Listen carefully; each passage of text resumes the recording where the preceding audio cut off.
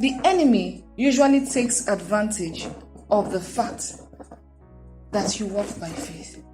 How? When you tell people, this is what you want to do, this is what you're believing God for, and you know you will get it by faith, and then people start telling you, oh, you've lost your mind, you don't know what you're doing.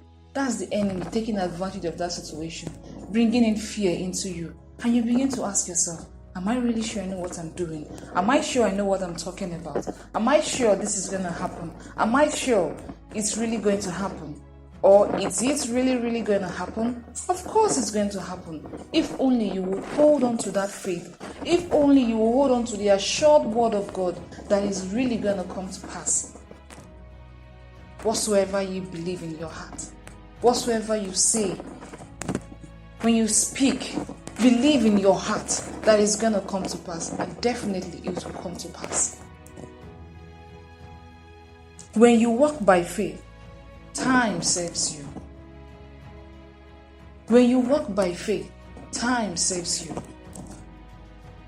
If they say it's going to take 30 days for you to get this thing, and you need it in emergency, you need it like as soon as possible, and they said it's not possible, you can only get it in 30 days time.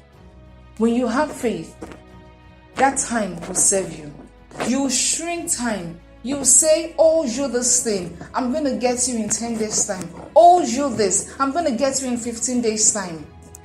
Of course your faith can get it for you. Your faith can make it work for you. When you walk by faith, you don't need to fear. When you walk by faith, time saves you. Always get that in your spirit. When you walk by faith, time saves you. Let's take the example of Jesus when he spoke to the fig tree. At that time, he was with his disciples. He was hungry. He was expecting food from the tree because he was hungry. When he got to the tree and there was no food there, the disciples never heard when the tree was talking to Jesus. But Jesus and the tree had a conversation, and Jesus spoke to the tree. No man would ever eat of you thereof. And in 24 hours, the tree dried up.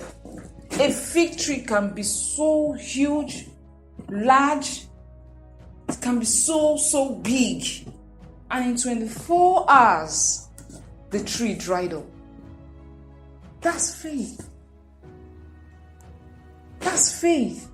He believed that the tree was going to dry up. And he spoke the words, never looked back. And in 24 hours, the tree dried up. When you walk by faith, time saves you. If you are to believe that, oh, I don't want 24 hours, I want 48 hours, I want 12 years, I want 24 years, it's your choice. It's your choice. Whatever you want to see happen, speak it by faith, and it shall definitely come to pass. Let's take another example of Jairus' daughter. When Jesus and his disciples were walking, and Jairus went to meet Jesus, that his daughter was sick. And then Jesus said, okay, let's go to your house. On their way back, they told him, oh, master, don't bother the master. Your daughter is already dead. He said, let's go. She is asleep. When he got to the house, he told them she's sleeping. They all laughed at him. That's the enemy taking advantage of the situation. They laughed at him. If Jesus had wavered in his determination in trying to raise the girl back to life, it never would have happened. The story would never be recorded in the Bible. But he didn't waver because he knew. He knew it wasn't the time for the girl to die. And then he brought her back to life.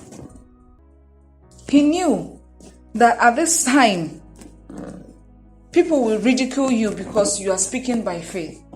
People laughed at him, they ridiculed him, but he was not moved.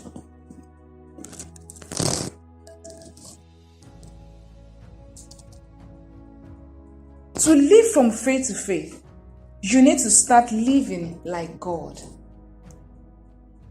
When God was creating the world, the earth, he said, let there be, and there was. He spoke those words without thinking of hurting anybody. He spoke those words believing that there would be. Let there be, and there was, and there is. Because the light that he's commanded is still what we are depending on till now. Let there be, and there is. If you come to the level where you know that you have to start thinking like God, you have to start behaving like God, you have to start speaking like God. Oh, I can't imagine how many things you'll be able to command.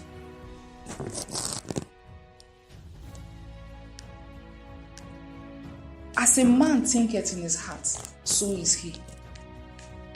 If you think that you are not able to achieve this, that's your choice. As a man thinketh in his heart, so is he. As a believer, you should not be shallow in your thinking. You should be deep. There should be no room for shallowness. There should be no room for negativity.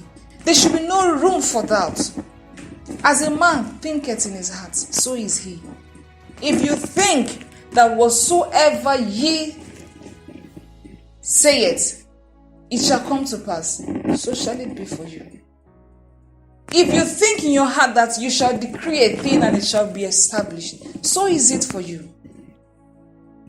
If you think in your heart that you can't make it, no matter how long or how hard you try, so it is for you.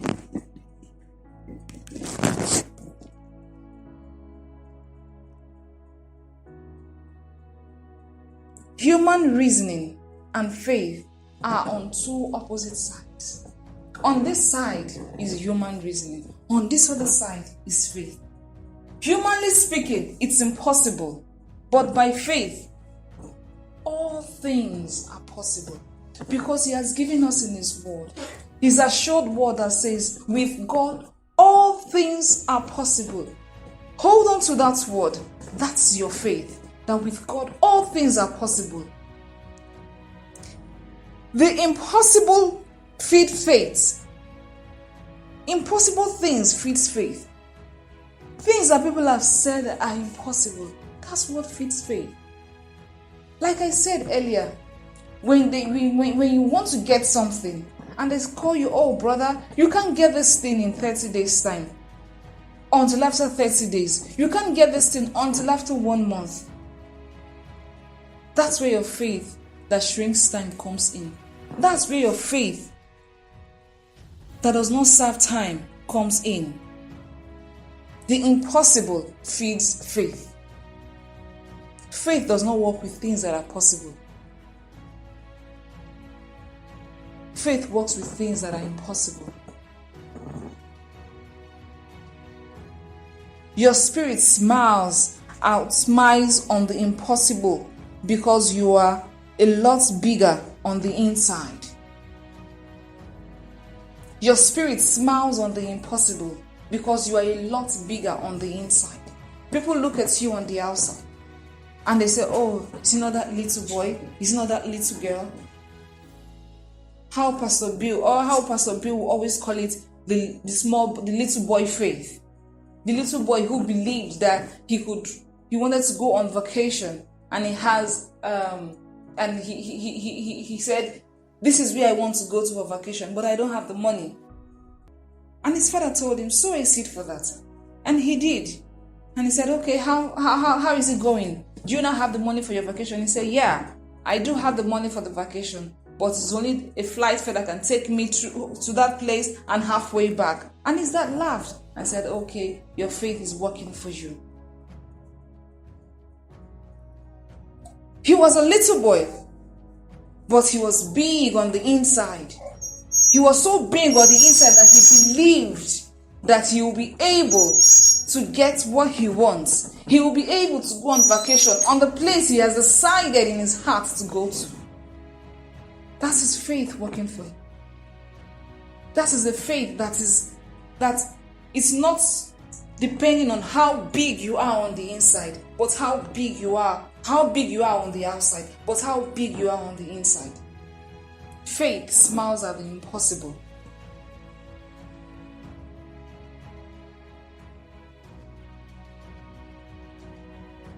Faith compels God to do the. You have faith on the impossible things. You have faith on things that people have said are impossible. But because people have said that this thing is impossible, God will make it possible. Because that is what He wants. I was reading a book on Lester Sumrall, Running with a Vision. How he met a woman in China with a big goiter on her neck. She came for one of his ministrations, and then the thing dried up, and what was left were saggy skins. And before you know it, the saggy skins on its own dried up and became normal, like as though nothing happened to her neck. Because of that miracle alone, her whole family gave their life to Jesus. The impossible things of the world, God makes them possible to attract souls to the kingdom. The impossible things of the world, God makes them possible to attract souls to the kingdom. In this instance, God does not need to come down to make them possible. He needs you and I as His extension to make those impossible things possible, to be able to win souls for His kingdom. We are the generation that God has been waiting for. We are made in heaven. God has been waiting for this generation, a generation of faith, not just any kind of faith, radical faith. Not just a generation that lives on that measure of faith alone God has given to them, but keep growing their faith, keep living from faith to faith. They keep growing their faith, keep growing their faith. When people say, oh, it's not possible for you to get this kind of shoe with your level, and tomorrow they see you putting on that shoe. And before you know it, oh, how can you get a car when you don't even have a bicycle? And tomorrow they see you in a car. They say, well, anyways, it's a run down beat up car, it can't do anything good. And the next day they see you with something better. You keep moving from faith to faith. You changing cars, changing shoes, not because you're keeping your mouth shut, because you believe in God for them. And it's bringing everything to pass just as you have said you want it to be. Faith is simple, but some people think, oh God, faith is so hard, because they feel you need to muscle it out. They think faith is dwelt on your strength, on how is your physique like. You need to be filled with so much strength to be able to command so many things. No. Start from somewhere. When you utilize the measure of faith God has given to you to get something little, you don't remain on that something little. You move from something little to something bigger than that something little. When you get that bigger thing, you believe God for something bigger. That is how your faith keeps growing. Your faith keeps growing when you believe in God for $10 and He gives you $10. And then you say, oh, I think I'm more than this $10. I think I need to believe God for $100. And He gives you $100. And then you say, oh, I think this $100, I'm more than this $100. I think I should move on to $200. What you believe God for is what you get. What you believe God for is what you get. We are in a generation that we've learned to believe God for anything. We've learned to believe God for anything. And God really has been waiting for this generation. So it's not the time for us to sleep. It's not a time for us to relax. It's a time for us to keep walking by faith and keep living from faith to faith. We should not just stay one side and fold our hands. It's a time for us to walk. It's a time for us to go out there and tell people how important it is to live by faith, how important it is to live from faith to faith. It's a time for us to know, for us to make people enjoy what it is to live from faith to faith. I remember growing up then, we used to have this belief that those that are rich won't go to heaven. Some denomination even got to the level of throwing your properties away. You have TVs in your house, they will lead you to hell, throw them away. You have good cars in your garage, throw them away, they will lead you to hell. You just believe that those that are well-to-do won't go to heaven. When you live in poverty, you serve God well. In short, you serve God the best when you live in poverty. But that's all rubbish. That's all a lie. If God wants us to live in poverty on earth, why is the heaven made of gold? Why? So we are a generation. We have come to open the eyes of many. We have come to open the eyes of people to make them understand that we need to live from faith to faith. And I'm going to close with this. Faith connects you to God. Faith connects you to God's ability, which is our inheritance. Faith connects you to God's ability, which is our inheritance. What is God's ability? The ability to create things. God said, "Let there be," and there was. What is God's ability? The ability to live in wealth. What is God's ability? The ability to live in plenty, to live in excess, to live in abundance. What is God's ability? The ability to live in the light. What is God's ability? His ability is the word.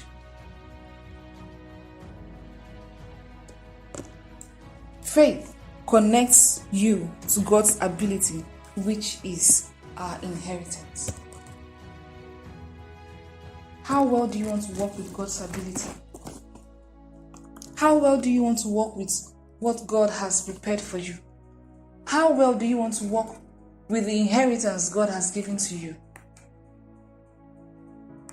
It's time for us to keep walking by faith and not by sight. Thank you.